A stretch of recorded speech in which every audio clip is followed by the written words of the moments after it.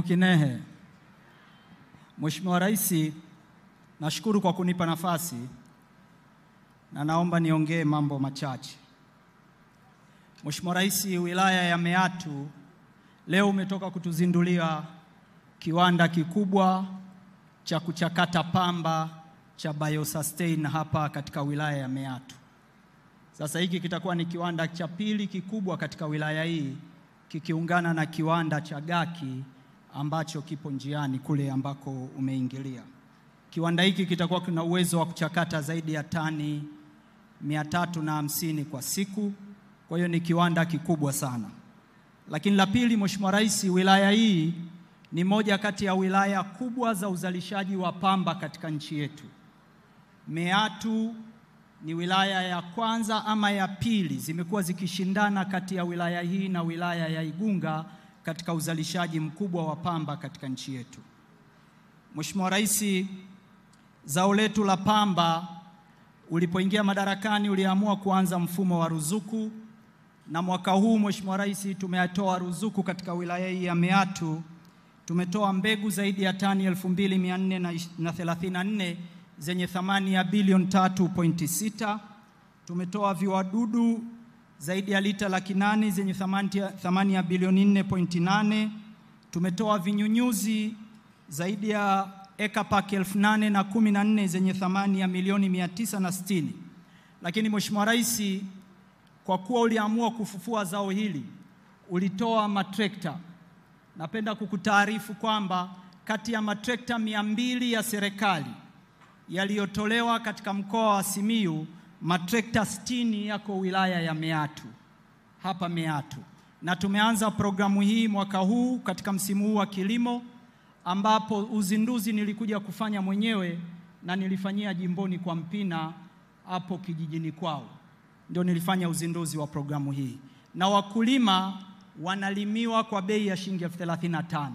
Umenipa maelekezo juzi Simiyu tuongeze matrekta mengine. Mwaka huu tutanunua matrekta mengine 450, na nataka nitumie nafasi hii kuwaomba wakulima wote kwa maandalizi ya msimu ujao, nendeni mkajiorodheshe kwenye chama chenu cha msingi na wale maafisa ugani wa BBT, wakulima wote wanaotaka kulimiwa na serikali kwa njia ya ruzuku.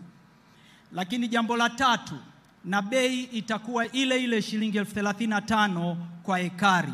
Wakulima huku wanalimiwa kwa zaidi ya shilingi 60,000 mpaka 70,000.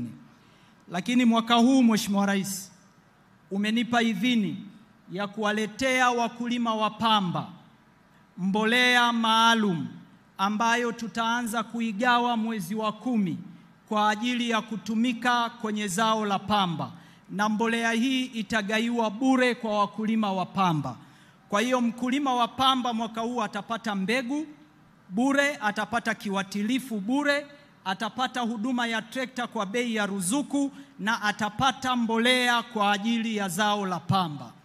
Mheshimiwa Rais, trekta ulizogawa hapa zina thamani ya zaidi ya bilioni 3.6, na tunataraji kutumia zaidi ya bilioni 3.6 zingine kwa ajili ya trekta kuja katika wilaya hii ya Meatu.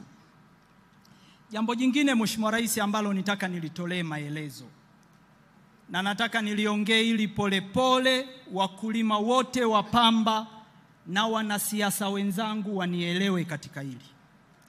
Mheshimiwa Rais, toka historia ya nchi hii, mkulima wa Simiyu alikuwa anapata kilo 200 na kilo 300. Wanasiasa wa mkoa wa Simiyu wameitumia pamba kama siasa na sio zao la kiuchumi la kuwatoa watu katika umaskini.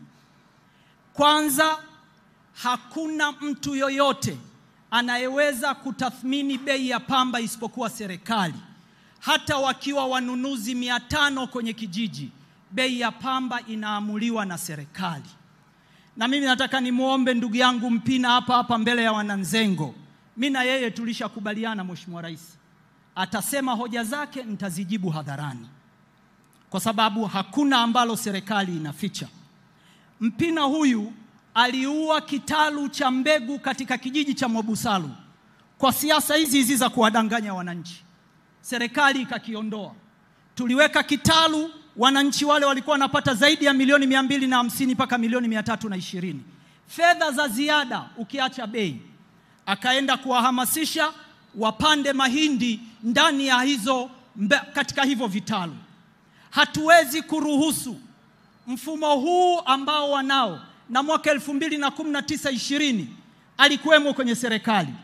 Ni mmoja kati ya watu waliompotosha Rais Magufuli kumwambia kuwa bei ya pamba duniani ni juu, rais atangaze bei.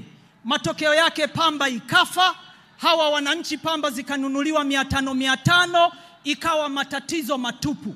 Nataka nimwambie yeye na wanasiasa wote wa Simiyu, sintaruhusu mtu yoyote aharibu mfumo ambao tumeanza kujenga. Mwaka huu wilaya hii, Mheshimiwa Rais, pamba ilianguka mpaka tani 30,000. Tunataraji kuvuna tani 60,000. Na niwaambie wakulima, endeleeni kukusanya pamba, bei anayeamua serikali, na tunapanga sisi bei, sio mtu yoyote. Tulianza na 1150, leo tuko 1200. Mwaka jana tulianza na 1150, tukamaliza na 1700. Serikali itakuwa inatoa bei kutokana na mwenendo wa bei ya soko la dunia. Mfumo wa contract farming ndio mfumo sahihi wa kuondoa tatizo la pamba. Nyinyi wakulima hamwezi kutetewa na mtu mwingine isipokuwa serikali iliyoko madarakani. Na nataka nirudie tena, niwaonye wanasiasa wote. Mheshimiwa Rais, ninajua wapo watu waliwafuata wasaidizi wako wakiwaambia eti serikali itoe ruzuku ya bei. Serikali haitorudia makosa iliyoyafanya mwaka 2019-20. Makosa haya ya namna hii anayoyafanya Mpina ndio yaliua korosho kwenye nchi hii, yaliua tumbaku kwenye nchi hii, yaliua pamba kwenye nchi hii. Hatuwezi kuruhusu kama taifa kuja kuruhusu kuumiza mazao katika nchi yetu. Niwaombe wakulima, aminini mfumo unaojengwa na serikali. Tutaendelea kusimamia, na mfumo huu wa BBT ndio mfumo sahihi. Mheshimiwa Rais, nakushukuru sana. Nimesema niyaseme haya, kuwe na uwazi na ukweli. Asante sana.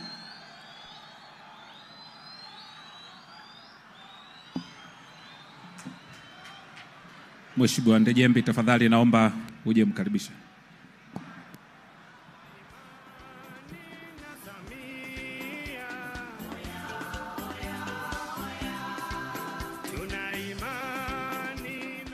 Mheshimiwa Rais, kwa heshima na taadhima, naomba nichukue nafasi hii sasa kukukaribisha